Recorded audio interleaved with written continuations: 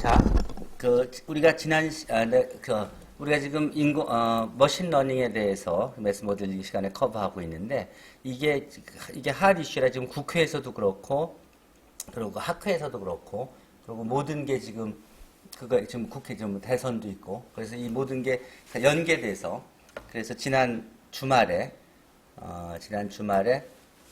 그 고려대학교에서 가졌던 학술 대회에서도 이 AI 시대의 이제 수학에 대해서 그 토론이 있었어요. 그리고 또 그 외에 또 다른 여러 가지 내용들도 발표와 또 공청회가 있고 그랬었는데, 어쨌든 이 AI 시대에 대해서 뭐 예를 들어 다음 소프트의 송기령 부사장은 앞으로 시대에서는 평생 자신을 계속 업데이트해가는, 스스로 배워가면서 그 변화에 적응하는 그런 능력이 필요하고, 그를 위해서 개성과 창의성이 중요하고, 또 지금 AI 시대의 교육은 무크가 대학 경쟁력을 평가하는 시대가 올 거라고 코세라의 CEO가 얘기를 했고, 또 사례로 이 선형대 수학 강의 중에서 어떤 강좌는 이미 전 세계 300만 명이 수업을 들었다는 기록을 예시로 보여줬고, 또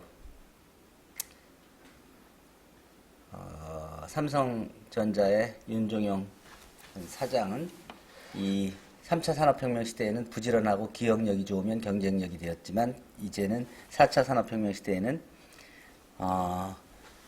두뇌와 창의성 그리고 아이디어가 경쟁력이라고 언급을 하셨고, 또 카이스트 김대식 교수는 이 3차 산업혁명 시대와 4차 산업혁명 시대의 구분을 이제 정보 처리와 정보에 대한 이해로 구분을 했으며,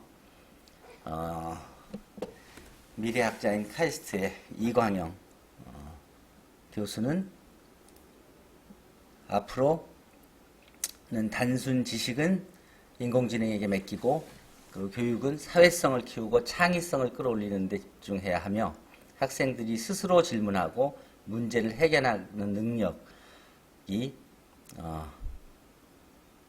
더 중요한 요소라고 했으며, 창의성과 질문이, 그러니까 지금 AI 시대에는 호모 퀘스처너스, 질문하는 인간, 끊임없이 묻는 학생이 창의적이다는 그런 언급을 했습니다.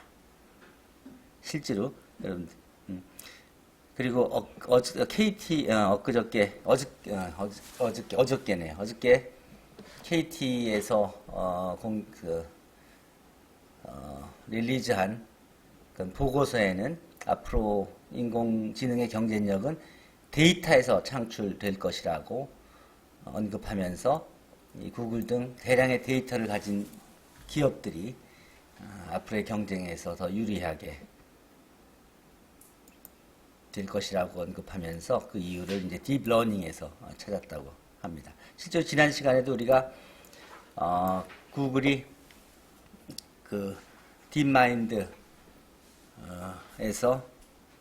개발한 알파고에서 이세돌을 바둑에서 이기면서 이제 자신감을 가지고 그 테크닉을 그 실제 그 문제들에 적용하면서 에너지 에피션시를 올리는 그런 실험에 성공했다고, 앞으로 이제 바로 상용화 될 것을 이제 언급했다는 얘기를 했는데, 이제 바둑의 경우는 이제 기보 같은 게 데이터가 됐을 것이고, 이제 다른 많은 기업들이 또 다른 데이터들을 가지고 있으니까, 이제 그것들의 가치가 이미 이제 알고리즘 개발되기 시작했으니까, 이제는 진짜 그걸 활용하는 거가 되니까, 이제 그 다음에 실제 활용할 수 있는 좋은 이제 밭이 어디 있냐 하는 것이 더 중요해질 수 있겠죠. 자, 그래서 이제 여러분들 오늘 수업하기 전에 여러분들이 제출한 프로젝트 프로포절들을 대충 봤는데, 락가바는 이제 그 머신러닝과 이제 그래프 시어리를 연결시키는 프로젝트를 생각했고, 그리고 박보용 군, 또 이동혁 군, 이영찬 군이 각각 프로포절들과 또 PBL 리포트 쓴 게 있는데, 먼저 오늘 PBL 리포트 발표하고 시간 되면 이어서 프로젝트 프로포절 검토하면서 어떤 방향으로 갈지 생각해 봅시다. 여러분들 지금 프로젝트를 하고 있는데 실제로 나도 가지고 있던 프로젝트가 지난 한 10년 동안 계속 생각했던 게 이제 클라우드 컴퓨팅에 관한 거였는데, 특히 우리의 경우에는 이 모바일 디바이스를 이용해서 하는 한국이 갖고 있는 그 장점, 스마트폰이라는, 그리고 하이스피드 인터넷 그 환경을 활용해서 이 모바일 디바이스를 이용한 클라우드 컴퓨팅에 관심을 가지고 쭉 집중해 왔었는데, 어쨌든 여러분들이 지금 내 대학원생들이니까 내 얘기를 내 경험을 같이 공유를 해봅시다. 프로젝트 하기 전에 같이 시작하면서 내가 대학원 석사 3기였을 때요. 석사 3기 때 이 미래 수학 사회라는 내용으로는 대학원 심포지움에서 발표를 한 적이 있어요. 그때 우리가 대학원생들이 미래 사회에 대해서 언급하면서 나는 수학에 대한 얘기를 했고, 약대 사람은 약학에 관련된, 그리고 또 대학원생은 공학에 관련된, 또 생명공학에 관련된 사람은 생명공학에 관련된 그런 얘기들을 했었는데, 그때 김정음 고려대 물리학과 교수님도 와서 기조 강연을 해주셨고, 어쨌든 그때가 생각이 나서 그래서 언급을 할게요. 그때 미래 수학 사회를 얘기하면서 내가 그런 것에 대해서 그때 답을 구하는데 마땅한 답을 줄 사람이 별로 한국에 없어서 유학을 준비해서, 그러고서는 유학을 가서 이제 새로운 분야들을 공부했는데, 그때 내가 매트릭스 시어리를 한 게, 그게 그 당시만 해도 앱스트랙트 엘지브라, 분론, 환론, 채론 이런 것들을 연구했지, 매트릭스를 연구한 사람이 없을 때였는데, 이제 그런 쪽을 관심을 갖게 됐었어요. 근데 그러고 졸업을 하고 나서 박사과정에 이제 입학을 하라고 권유를 받아서 박사과정에 입학을 했는데, 내 지도 교수님이 연구년으로 아일랜드로 가셨어. 연구년을 가면서, 그러면서 이제 같이 대화를 나눠야 되니까, 그때 가르쳐 준 게 비넷이라는 걸 가르쳐 줬어요. 비넷이라는 게 인터넷으로 통신하는 거.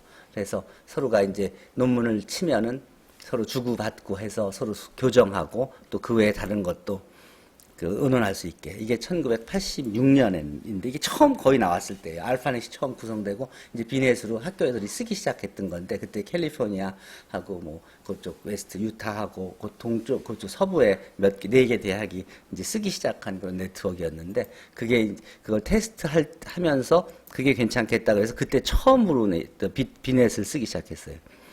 그리고 그때 처음 이제 이때 8년쯤 돼서 한국 사람들이 처음으로 거기에 인터넷에 비트넷에 연결해서 들어오면서, 나는 한국에 있는 누군데 여기서 같이 좀 얘기할 사람 있냐고 이제 물어보던 사람들이 나중에 한국 인터넷 1세대가 된 사람들이에요. 어쨌든 그리고 이제 학위를 마치고 한국에 와서 성균관대학교에 잡을 잡고, 그때는 이제 한국에 인터넷이 들어왔어요. 처음 인터넷이 들어왔는데, 인터넷이 대전에 들어와 있는데, 근데 다른 어떤 데도 인터넷을 쓰고 있지 않는 거였어. 그래서 우리 졸업생 한 명이 거기에 이거 인터넷을 관리하는 사람이 성대를 와서 찾아와 갖고 얘기를 하면서, 저기 좋은 이게 시설이 환경이 들어왔는데 이걸 아무데도 설치를 하지 않는다. 그러니까 쓰질 않는다. 그러니까 성대에서 한번 써보지 않겠냐.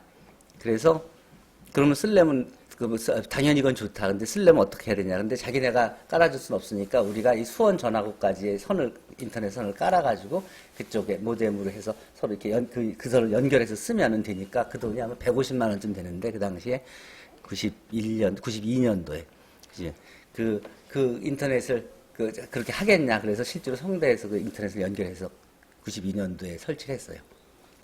그게 우리나라에 처음으로 그 인터넷이 대학에 연결된 거예요. 그때 다른 뭐 홍릉의 키스트라든지 그 서울대학이라든지 뭐 다른 데서는 어디서도 쓰고 있지 않았을 때였어요. 그래서 이게 우리가 1 1년도부터 시작해서 92년도에 이제 쓰기 시작하니까 딴 사람들이 급한 사람들이 성대에서는 외국하고 서로 급히 연락을 하고 뭐 할 수 있는 통신이 있다.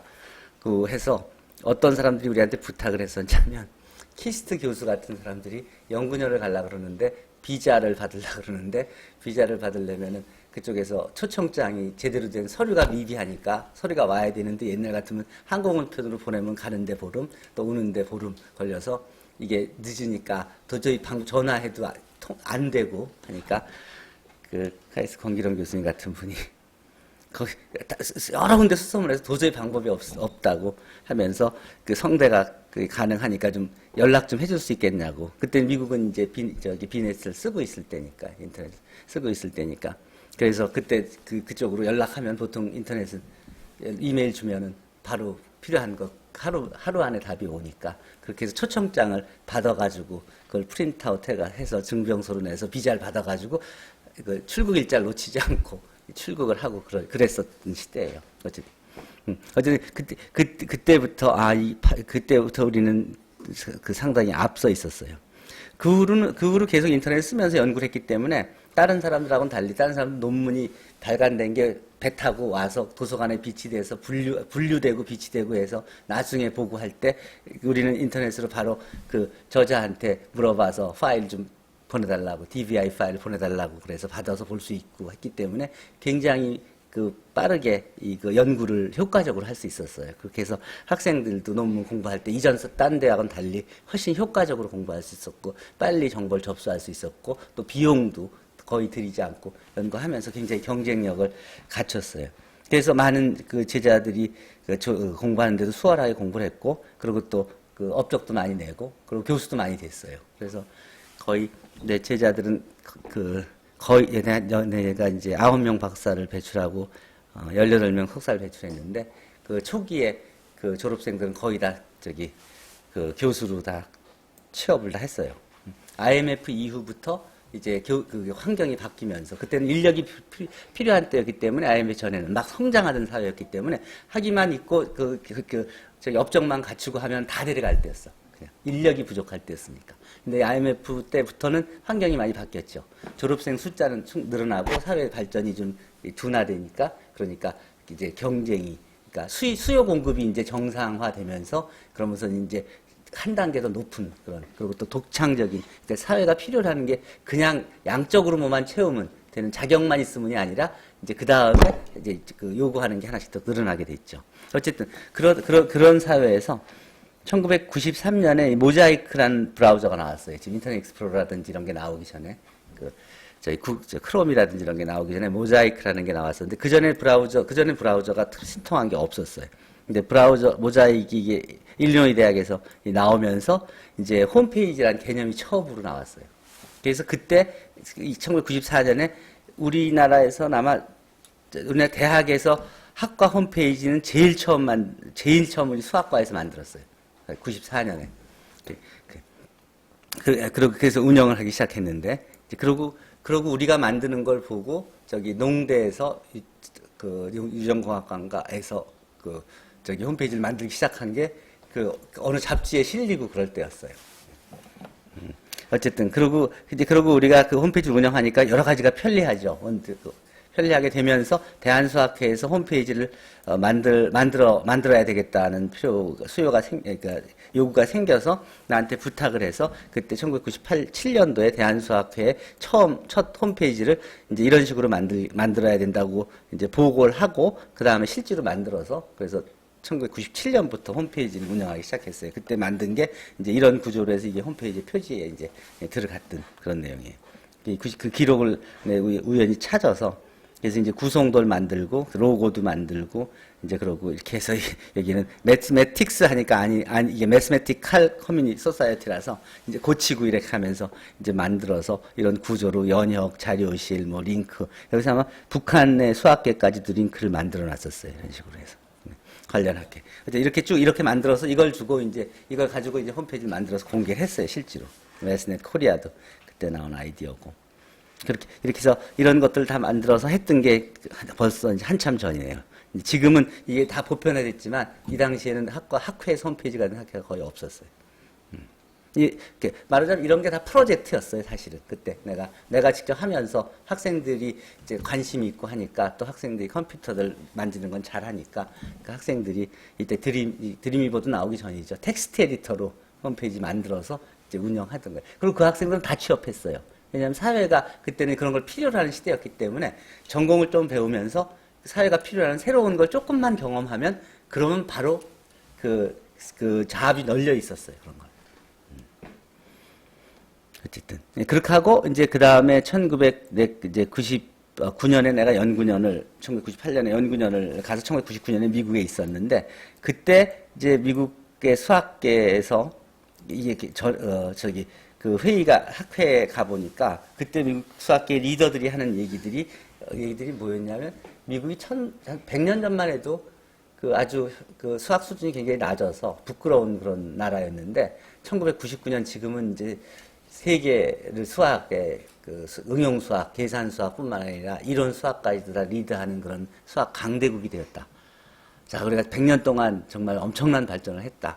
자, 그럼 앞으로 또 100년 동안 이런 수월성을 유지하려면 그러면 앞으로 우리가 어떤 식으로 지금 대비를 해야 되느냐 하는 그런 얘기를 하고 있는 걸 듣고 깜짝 놀랐어요. 미국이 우리가 100년 전이라 그러면 우리가 대한제국 말기 아니에요? 대한제국 말기인데 그때만 해도 미국이 큰 영향력을 가지고 여기서 뭐 다른 영국이라든지 유럽의 독일이라든지 못지않게 일본이라든지 중국 못지않게 한국에서 이미 영향력을 발휘하고 있는 하는 나라였고 그때 수입한 책들이 다 미국 책들이 되게 중심이었고 영어 책들이 중심이었는데 그러니까 근데 그런 미국이 수학도 그랬었는데 근데 그 미국이 그때는 아주 부끄러운 나라였다는 게 학문 수준이 이렇게 낮게 유럽에서 무시받는 나라였다는 그렇게 그게 믿어지지가 않아서 19세기 말에 도대체 미국 수학계 상황이 어땠는지를 확인해 보면서 그게 사실이라는 걸 확인했어요. 미국이 1900년 전에는 저널이 하나도 없었어요. 미국 수학회 저널 하나를 운영하기가 힘들어서 생겼다 없어지고 망하고 이런 거의 반복이었어요. 그리고 아메리칸 저널 오브 매스매틱스라고 유럽 사람을 불러서 이제 만들어 놨는데 그것도 이제 그것도 유럽 그 영향력을 가지고 그 미국 수학회하고 같이 이 저널도 이름이 아메리칸 저널 오브 매스매틱스니까 그렇게 그 미국 수학회에서 그 저널을 쓰자 그러니까 미국 수학회는 수준이 낮아서 이 유럽에서 와서 이렇게 만든 이 저널을 그 이름을 빌려주는 게 부끄러워. 체면이 상해서 그리고 수준이 너무 낮아서 미국 수학회한테는 그거를 저널을 못 넘겨주겠다고 할 정도였어요. 그래서 실제로 돈은 받고도 그러고서는 안 넘겨주지 않은 채로 몇 년씩 시간을 끌고 그래서 갈등이 있고 그런 상황에서 미국 수학회에서 안 되겠다 그러고 이제 미국 자각을 해서 그때부터 우리 스스로 저널을 만들자 그래서 미국 수학회가 1900년 1월에 AMS의 저널을 1호를 처음으로 내고 그러고 그때부터 자기 독자적으로 유럽에 디펜드되지 않고 그러고 자기들끼리 이제 공부를 하기 시작해요. 어쨌든 그때 그럼 한국은 뭐 하고 있었느냐? 그러면 100년 전, 그러니까 120년 전이네요, 벌써. 그 당시 한국에서는 도대체 뭘 하고 있었나 찾아보니까 그때 한국의 수학 수준이 그렇게 그 당시에 보면 다른 나라와 이 갭이 별로 크지 않았었던 거예요. 그래서 딴 나라도 그 당시에 몇 개 리딩하는 유럽의 몇 개 나라 말고는 다른 모든 나라들이 굉장히 다 아주 초기 단계였고, 일본도 마찬가지였고, 일본도 첫 번째 이제 수학 박사가 나온 게 1900년이 넘어서고, 그러고 뭐 중국도 마찬가지고, 다 아주, 그때만 해도, 그리고 또 다른 나라도 말할 것도 없고, 그러니까 유럽의 몇 개 나라만 이제 그 서양식 교육 시스템, 대학 시스템의 체계가 잡혀 있었고, 다른 나라들은 다 초보였고, 서양 수학, 현대 수학도 그랬었어요. 그래서, 그런 그 지식들을 이제, 그것들을 알고, 그 옛날 사료들을 쭉 찾아보고, 그리고 공부를 하다가 2000년대 초에 내가 찾은 게, 이술이라는 책, 이상설 선생이 이술이라는 책을 쓰고 산술신설한 책을 썼는데 이 이상설 선생이 당시에 한국 근대 수학 교육의 아버지다 하고 이 과학사학자인 박성래 선생님이 신문 조선일보인가에 그 실어놓은 원고를 보고 나서 깜짝 놀랐어요. 이거 독립운동가가 수학을 그때 했고 그분이 근데 한국 근대 수학 교육의 아버지라고 하는 게 그거를 수학자가 전혀 모르고 있었던 사실을. 그때부터 그 자료들을 찾은 걸 보면서 그 전통적인 우리가 해오던 수학 외에 관심을 좀 더 넓혀가면서 이제 여러 가지 얘기도 하고 글도 쓰고 책도 쓰고 그랬었는데 어쨌든 그러면서 이제 2002년도에 내 지금 쓰고 있는 홈페이지를 만든 이제 그 주소의 홈페이지 matrix.skk.ac.kr을 만들어서 쓰기 시작했어요. 그리고 2003년도에 대한수학회에서 첫 번째 이제 수학 홈페이지 페스티벌을 했었을 때 그때도 이제 우리가 만든 게 이제 의수상을 받았었고 2등상. 그리고 이제 그렇게 가진 관심도로 이런 여러 가지 그런 그 역사를 이제 공부하게 됐고 여기서 보면 4분의 1은 한국 사람, 4분의 1은 중국 사람, 그 나머지 이제 50%는 아시아 수학자. 한국, 일본, 중국, 인도 뭐 등등. 그다음 나머지가 이제 유럽 4분의 1, 미국 4분의 1, 이런 식으로 미국, 영국 4분의 1 이런 식으로 해서 그 당시에 이제 개척자들을 이제 검토해 보면서 우리가 해야 될 일이 뭔지를 생각했고 그리고 이제 매스 모델링 수학적 사업단이 만들어지면서 그러면서 이제 다른 나라가 못하고 우리나라가 할 수 있는 일들이 뭔지에 대해서 이제 생각을 하게 됐고 또 시도했고 이제 그러면서 여러 가지 시도를 했었는데 뭐 자바도 하고 뭐 하고 또 계산 도구도 만들고 실제로 이제 수학을 한다면 특히 행렬을 하고 그러려면 이제 자연스럽게 실제 계산이 필요하기 때문에 행렬은 컴퓨테이션이 가능한 그런 오브젝트이기 때문에 그 계산 도구들을 같이 수입해서만 쓰다가 이제 우리가 활용하고 또 우리 시뮬레이션을 하려고 그러면 그런 그 도구도 우리가 만들어서 자바로 실제로 시각적인 이해를 돕기도 하고 그러다가 이제 그 상업용 소프트웨어들의 단점들이 드러나면서 이제 오픈소스 소프트웨어들을 이제 자바를 포함해서 쭉 활용하다가 이제 세이지라는 게 2007년에 생겼어요. 처음 생긴 세이지 오픈소스 소프트웨어가 그걸 보고선 나는 이제 그거를 우리나라 스마트폰하고 연결시켜서 이 모바일에서 쓰자고 이제 쓰는 걸 내 골로 생각하고 그동안 내가 해온 리니어 엘지브라하고 이 웹상에서의 그 세이지 도구의 활용을 이제 시도를 쭉 해왔어요. 그래서 그런 자료들이 이제 2012년 이크미 12 또 2014년 ICM 국제 수학자대회에서 이제 모바일 매스라는 제목으로 소개들을 했고 실제로 이런 면에서는 한국이 어떤 나라보다도 앞서 있었던 게 우리가 만들면 바로 학생들이 이때만 해도 벌써 핸드폰을 다 가지고 있을 때니까 인터넷에 연결된 핸드폰을 가지고 있을 때니까 학생들이 바로 인터넷에서 웹 접속을 해서 활용할 수 있었던 그런 시대예요. 스마트폰 나오기 전에도 우리는 보통 핸드폰들이 다 인터넷을 연결할 수 있었으니까. 그래서 그 속도가 또 상당히 빠르기 때문에 브라우징이 바로바로 되고 해서 한국 학생들이 다른 나라에서는 이게 이 당시에 불가능했어요. 다른 나라에서는 인터넷이 환경이 다 잘 갖춰 있어도 웹 브라우징이 되는 스마트폰을 학생들이 가지고 있는 비율이 절반도 안 됐었으니까. 근데 한국은 벌써 이맘때만 해도 80%, 90% 이상이 스마트폰 나오기 전에도 웹 브라우징이 되는 스마트폰을 가지고 있었고, 뭐 PDA도 이미, 그러니까 이때 벌써 DMB? 방송을 볼 수 있었고, 우리는 벌써. 그러니까 다른 나라에서는 생각할 수 없었던 거죠. DMB 같은 건 지금도 그거 시도하는 나라가 거의 없듯이. 그러니까 우리는 벌써 이 당시에 벌써 우리는 DMB를 다 보고 있고, 인터넷을 통해서 모든 걸 할 수 있던 그런 나라였다. 학생들이죠. 어쨌든 그렇기 때문에 우리가 이 부분에서 굉장히 경쟁력을 가지고 있었어요. 그걸 활용하려고 이제 컴퓨테이셔널한 기능들을 담은 이제 브라우징들을 만든 것들을 활용하기 위해서 그냥 활용 잘 안 하니까 이제 책 매뉴얼을 만들고 그리고 콘텐츠를 만들고 그리고 책을 만들어서 실제로 수업을 쓰기 시작했죠. 얼마 전에 연보로 나온 건데 이게 한국에서 이제 공학적 도구들에 대한 거. 그리고 그걸 이용해 갖고 이제 클라우드 컴퓨팅을 이용해서 그래서 3D 프린팅을 그러니까 시뮬레이션을 하고 그걸 프린팅을 하고 하는 걸로 이제 대한민국 창작대전에서 이제 우수상도 받고 그리고 실제로 내 방에 있는 도구들을 다 이걸 이용해서 만들었고요. 그래서 어쨌든 그 궁극적으로 모든 그 클라우드 컴퓨팅에 대한 그 인프라스트럭처를 2015년에 만들어서 프로젝트로 그 교육부 프로젝트로 2억 원을 받고 방송통신대학에 클라우드 컴퓨팅 서버를 만들어주고 그래서 지금 여러분들이 쓰고 있는 게 성대 것도 있고 이제 방송통신대 것도 있고 그러고 나서 그 다음에 이제 우리 걸 보고 그리고 미국에서도 처음에 이제 개발자 그룹에서 세이지 디벨로퍼스 그 그룹에서도 미국에서도 이 클라우드 컴퓨팅을 좀 이제 쓰기 시작했어요. 그래서 그 주소도 볼 수 있을 거예요. 그런 것들이 반영돼서 이제 나온 책들이 이거고 성대에서는 이런 책들을 이미 다 쓰고 벌써 한참 전부터 쓰고 있고 배운 학생들이 졸업을 해서 벌써 사회에서 활동들을 하고 있죠.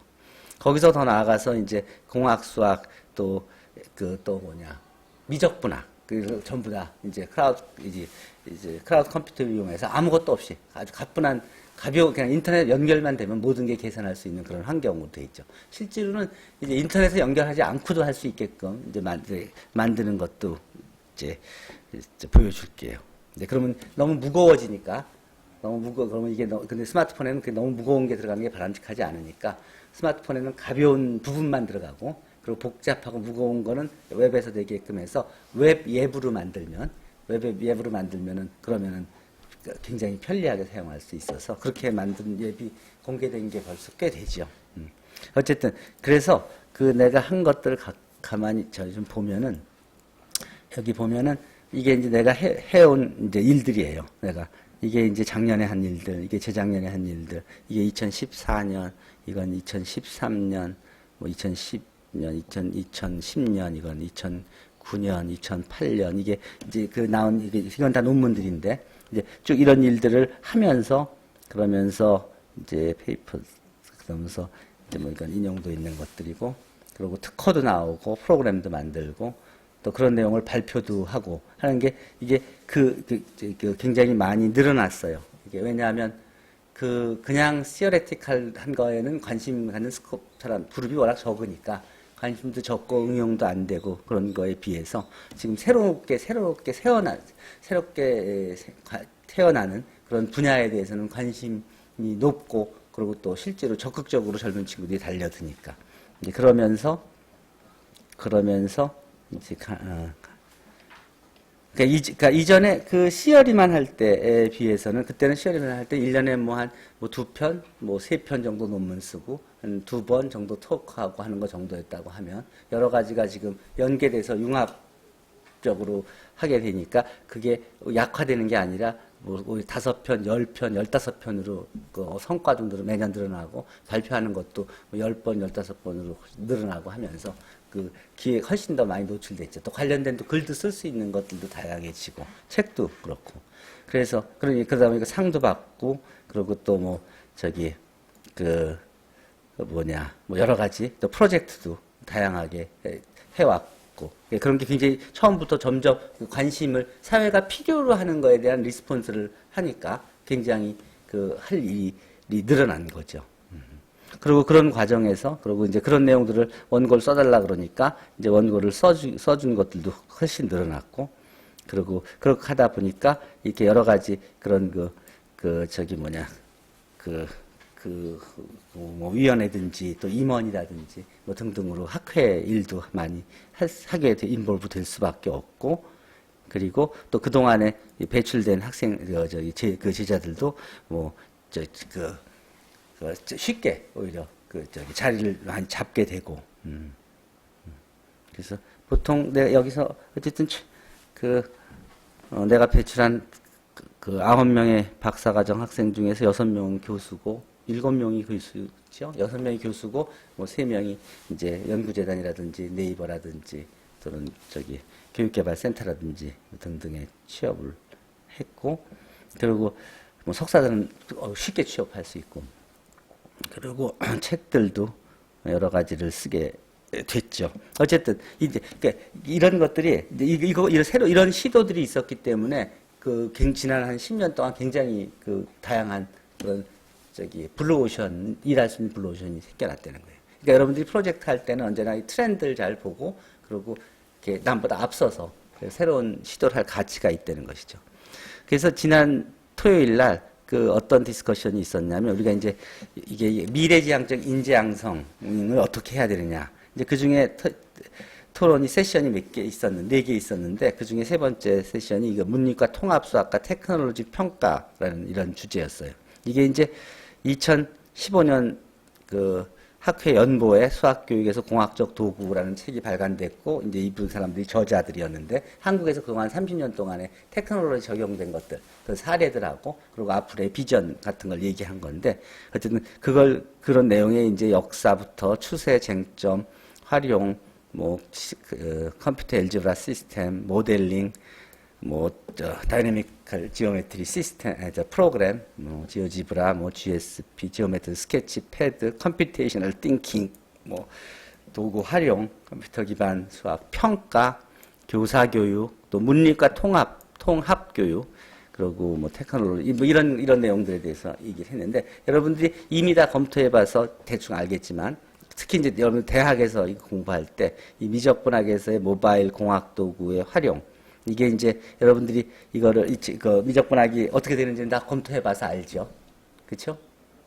그리고 그 다음에 또 체크 파트 1, 파트 2 여기서 모든 시뮬레이션이 모든 컴퓨테이션이라든지가 이제 그야말로 그 언제 어디서나 액세서블하고, 그리고 그 코드도 복사할 그 코드 타이프 칠 필요 없이 파이썬 기반 언어로 그냥 할 수 있게끔 하는 것들을 활용했죠. 그리고 중요한 게 이런 것들이었어요. 그럼 실제로 평가를 어떻게 하느냐?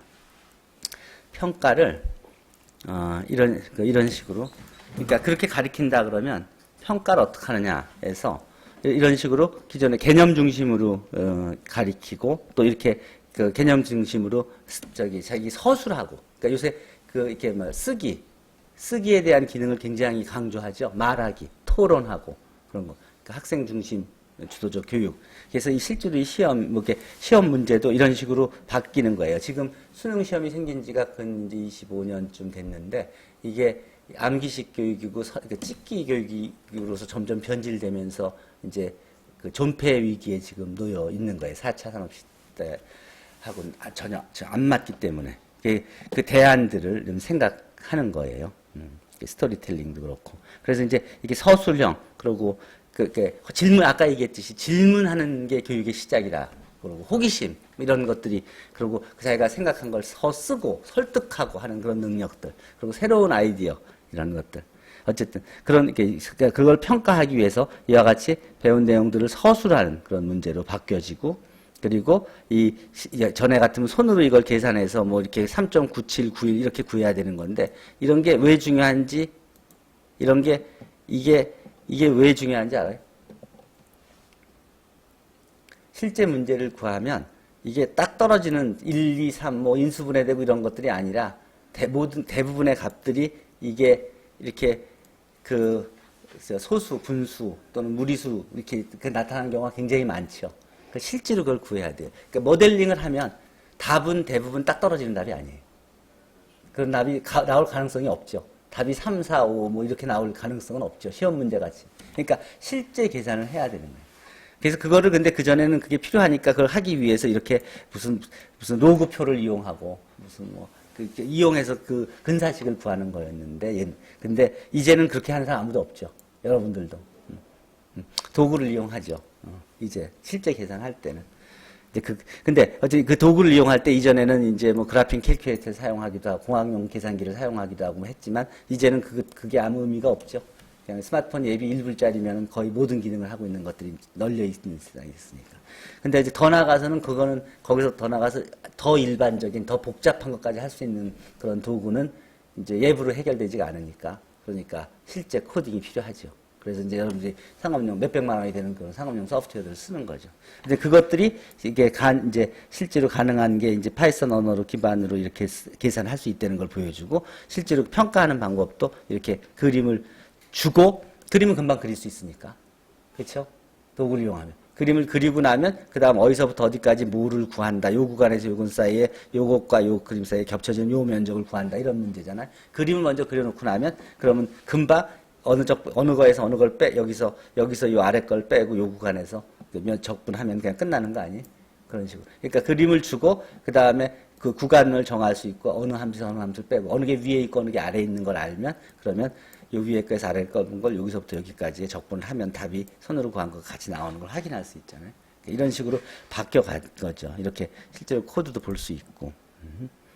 자, 여기서 그 다음 선형대수, 그 다음 미적분학을 그렇게 만든 거예요. 그리고 뭐 스토리 베이스로. 그리고 실제로 이제는 그러니까 책에서 문제풀이가 중심이 아니라 이렇게 스토리를 읽어가면서 그냥 바로 이해할 수 있고 이해한 걸 토론할 수 있고 그리고 실제 계산들은 이제 도구를 이용해서 계산할 수 있게끔 그런 식으로 바뀌어진 이런 식으로 하면 된다는 게 대안으로 이제 제시해서 소개된 거예요.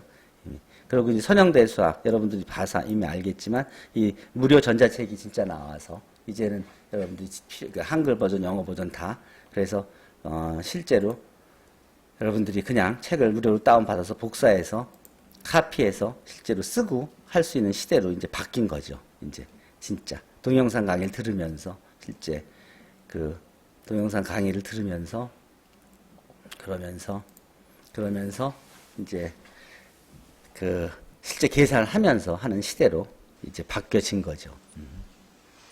자, 섹션 1.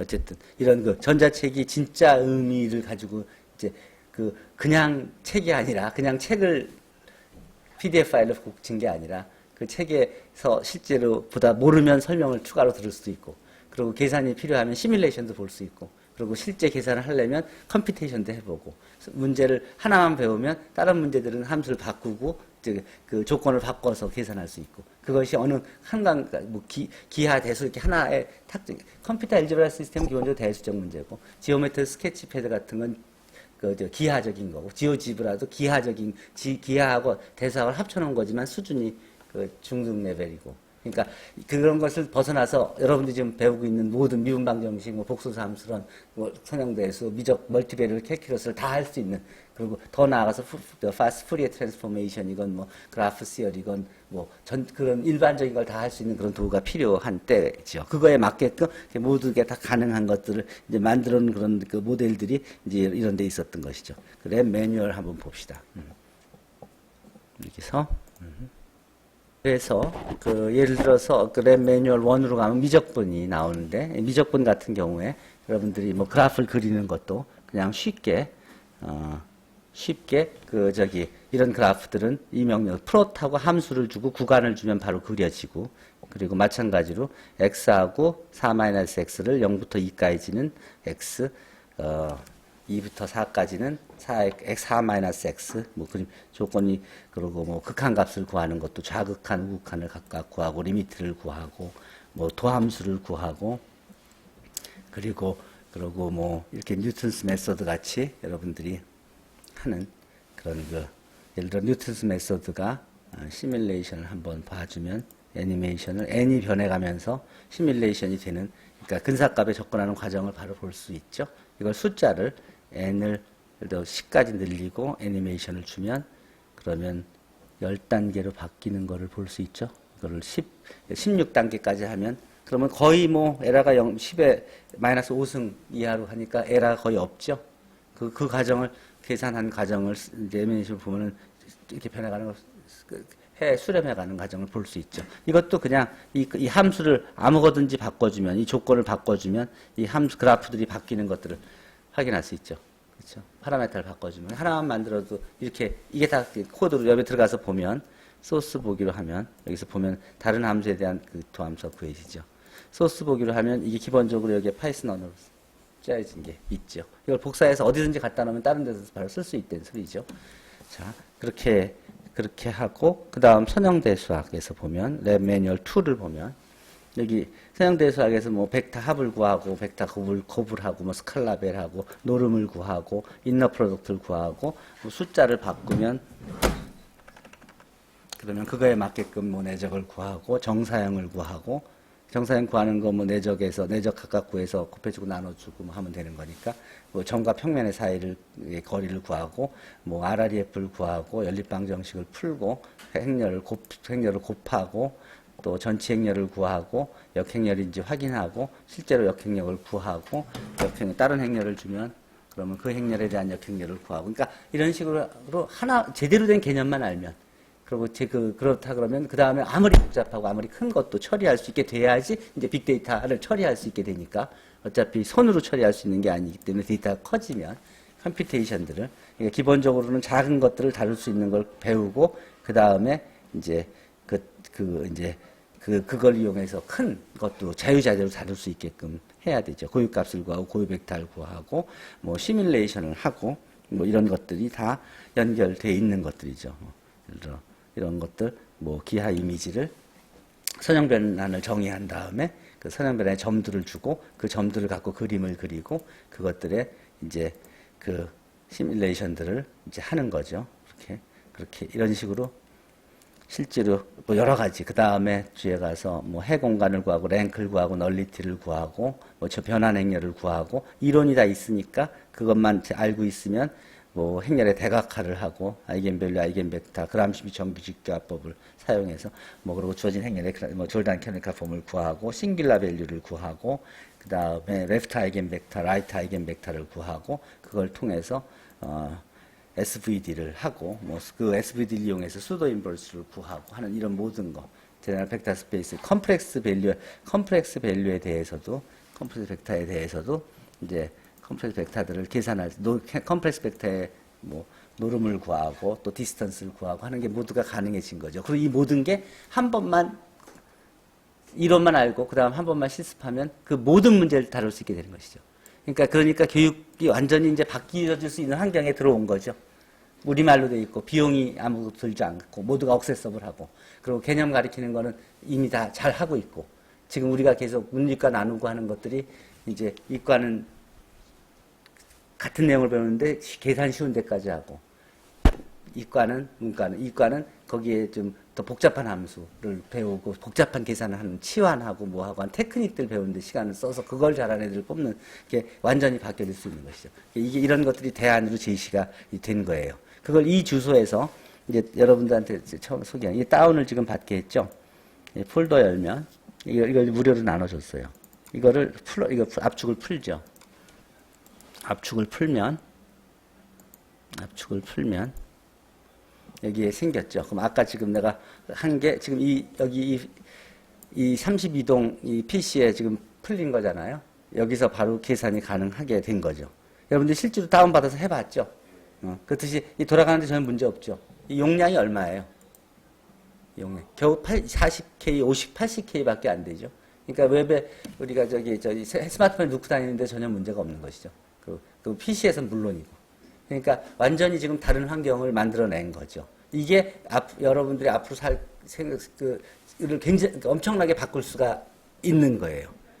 자, 그렇게 하고 이제 거기서 그치는 게 아니라 이 여러분들이 봤지만 통계학에서 이제 뭐 여러 가지 처리하는 거 미분방 정식에서 연립 미분방 정식, 라플라스 변환, 공학수학 모든 면에서 이 공학수학의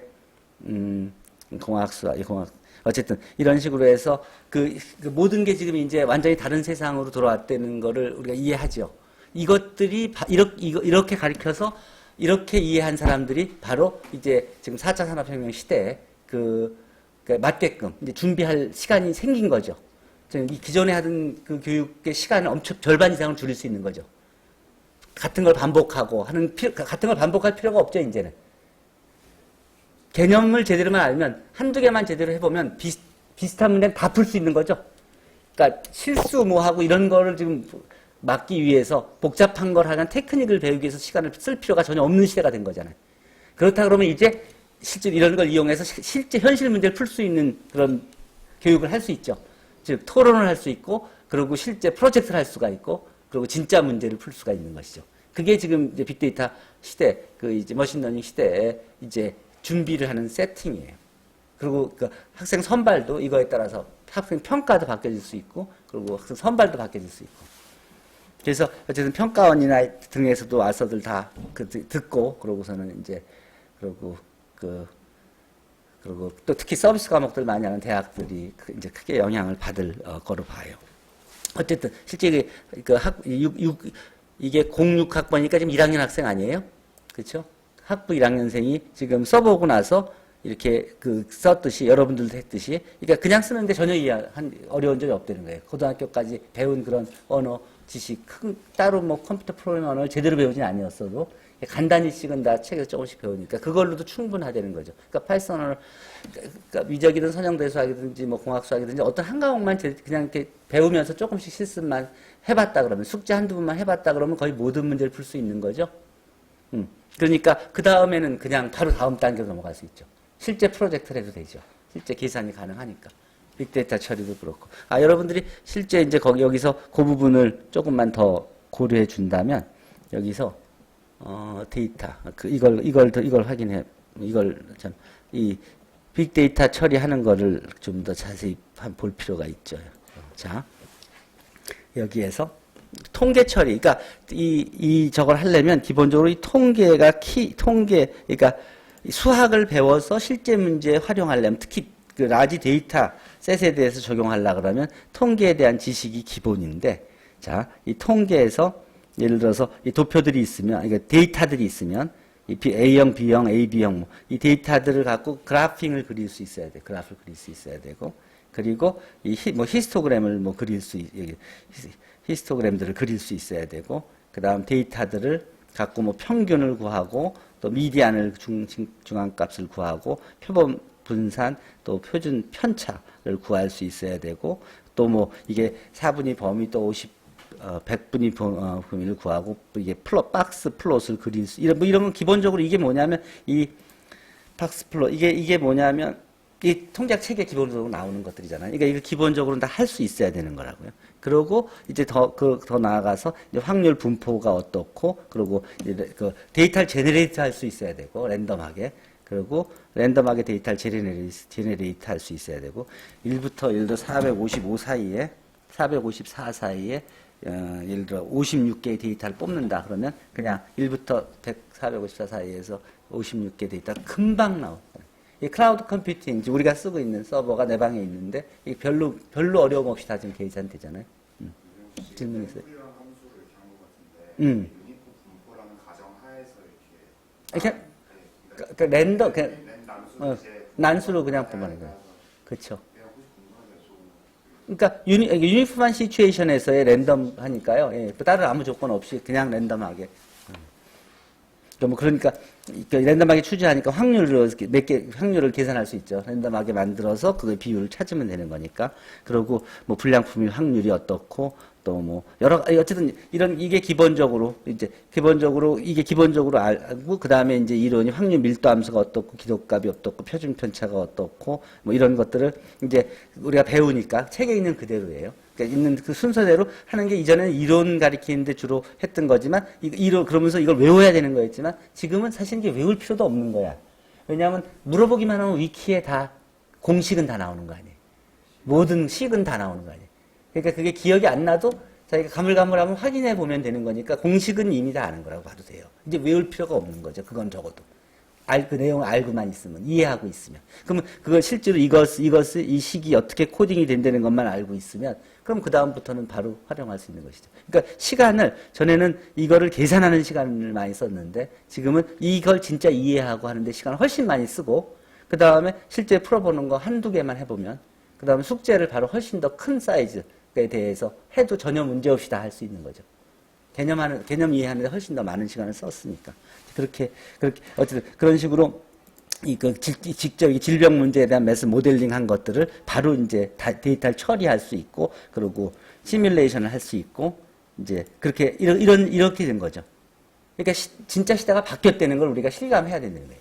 그러니까 여러분들은 앞으로 이게 이전과는 확실히 다른 세상을 맞이할 것을 느낄 수 있잖아요. 그러니까 그거에 준비하고 있다 그러면 여러분들은 남이 갖지 못한 그런 기회를 갖게 될 것이라는 거예요. T-테스트가 어떻고 등등.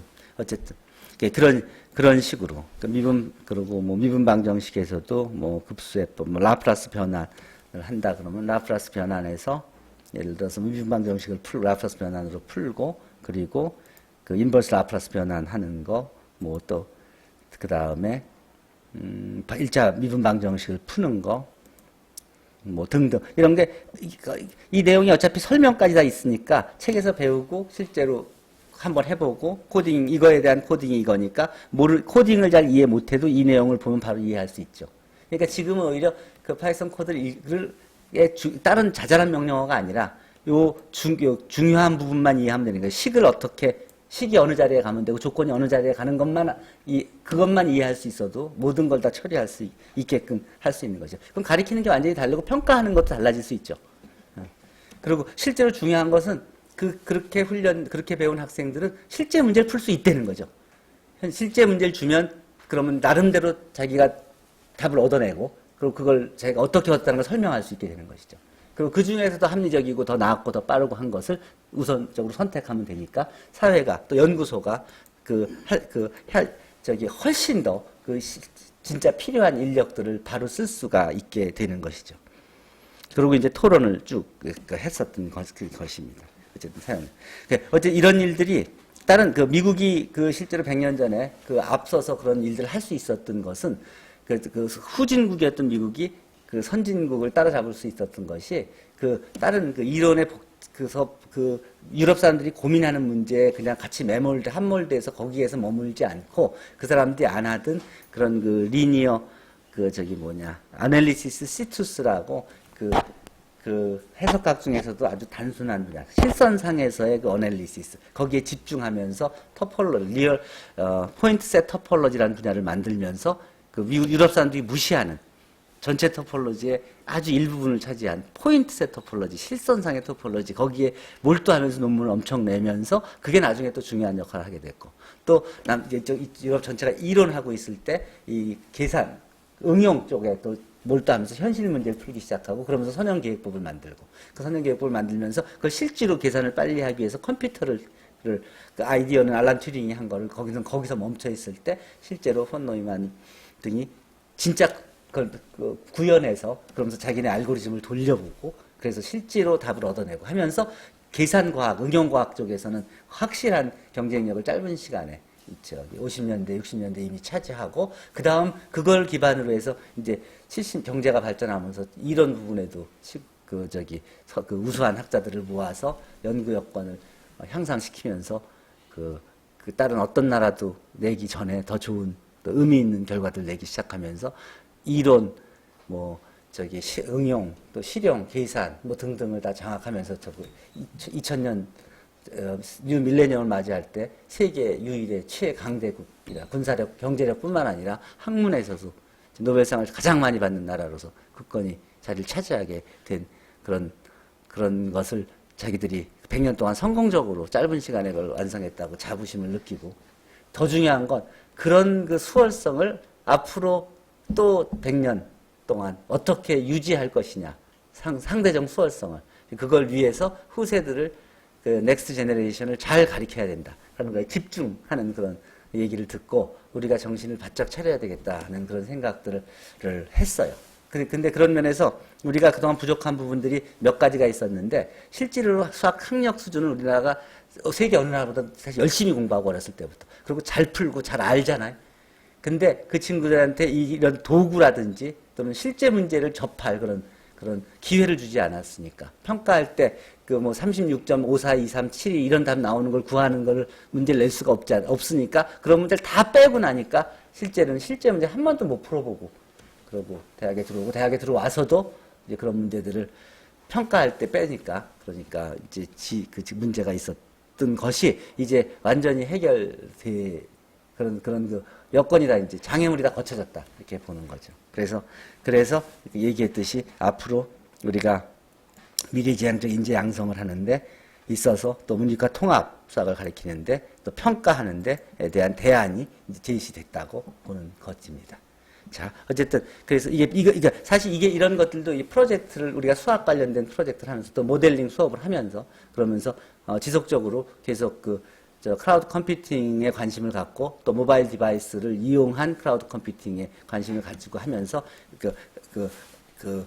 지금 세계 최고 수준에까지 오르게 된 그런 내용이고, 그리고 실제로 그 모델을 이렇게 여러분들이 다운받아서 바로 쓸 수 있게끔 직접 아무데나 깔고 이것만 갖고 있으면 실제로 미적 분석대 수학은 계산하는 건 아무 걱정 안 해도 되는 거 아니에요? 그리고 이걸 여러분 USB들이 있으니까 이 USB에 갖고 다니면 유학을 가고 그러면 어느 나라에 있건 아무 걱정이 없는 거 아니에요? 그렇죠? 그런 얘기를 그런 시대 환경을 걸 보여줬고, 그리고 여러분들은 이제 여러분들이 지금 계산하면서 여기서 아까 그 통계에서 보여줬듯이 통계에서 보여준 것 중에 여기 EMS가 있는데 이제 이 단계는 아직 이제 여기서 하나 마지막으로 이걸 보여줄게요. 여기서 보면 이 빅데이터 처리에서 우리가 빅데이터 강의를 한 내용들을 내가 쭉 정리했고 또 학생들 발표도 정리해 놨고요. 여러분들이 이제 중간고사 이후로 이제 실제로 그 머신러닝을 하려면 여기 있는 강의들을 참고를 해야 될 필요가 있을 겁니다. 근데 이거 외에도 지금 찾아봤듯이 점점 좋은 강의가 많이 나오고 있죠. 그리고 모든 나라에서 강의가 시작되고 있고. 그러니까 여러분들이 그 모르는 것을 제대로 막히는 부분을 물어봐서 해결할 능력만 있다 그러면 거의 모든 지식은 그냥 지금 이미 다 널려 있다는 소리죠. 자, 근데 문제는 알더라도 코딩을 해서 실제로 문제를 풀어야 되니까. 그러니까 이 코드를 풀어야 되는데 그런 건 이 비슷한 내용들이 여기 지금 있는 거고요. 그러니까 벡터 데이터 처리, 문자형 데이터 관리 등등, 그 다음에 벡터에서 연속 데이터 할당하는 거, 행렬 데이터를 만드는 거, 그 다음 어레이해서 프레젠테이션 하는 거, 그 다음에 리스트, 이게 데이터들 불러오는 거, 뭐 이런 거에서 여러분들이 지금 알아야 될 것들이 뭐냐면 이런 것들이죠. 이런 것들. 데이터를 이 엑셀에서 이제 불러와서 쓰는 것들. 그런 것들. 그리고 이거는 파이썬이 아니라 이거는 R 언어로, 통계는 주로 R 언어로 쓴다는 거. 그러니까 여기서 데이터들을 여기 이렇게 데이터를 불러와서 분산하고 분석하고 그리고 비주얼라이제이션 하는 거. 이제 그런 것들을 여러분들이 해야 될 필요가 있을 겁니다. 이제 그런 것들 그 데이터 이것도 저 나중에 더 가르쳐 줄게요. 그리고 이제 동영상 강의한 거 보면 알겠지만, 그러니까 이런 것들을 SV 텍스트, 어쨌든 이 데이터들을 갖다 놓고 불러서 쓰면서 처리하기 시작하면 아까 그 같은 데이터에서 그래서 하고, 이 라이브러리들 때문에 그렇구나.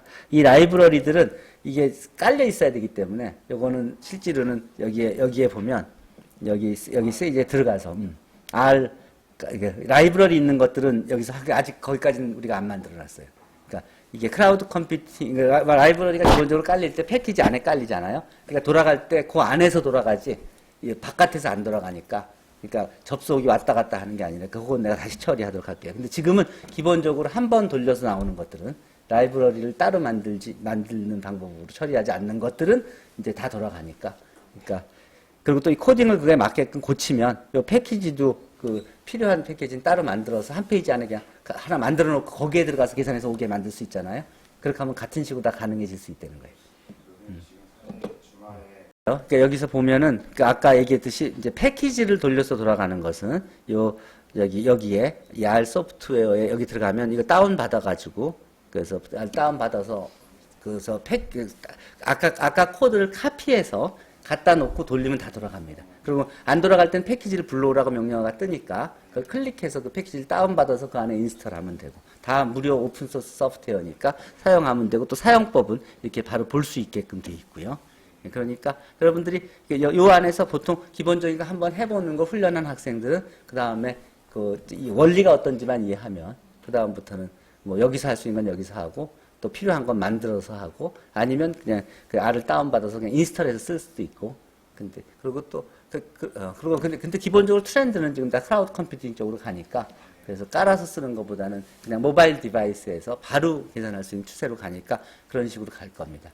울프렘 알파가 처음에 그런 시도를 했던 게 바로, 그러니까 수에 관한 모든 것은 다 우리가 울프렘이 처리하겠다는 그런 모토로 시작한 거거든요. 근데 물론 그게 상업용이기 때문에 일부만 맛만 보여주게 하고 실제로 큰 거 쓸 때는 돈을 받기 때문에 거기에 릴라이에서는 연구 못하고 이제 이런 식으로 그래서 우리가 적어도 우리가 그냥 초보자들 그리고 학부 정도 그리고 석사 정도까지 사용할 때는 그냥 이 정도로 충분하게끔. 그리고 이제 리서처가 돼서 연구하고 할 때는 그 상업용 소프트웨어를 쓰는 것도 권합니다.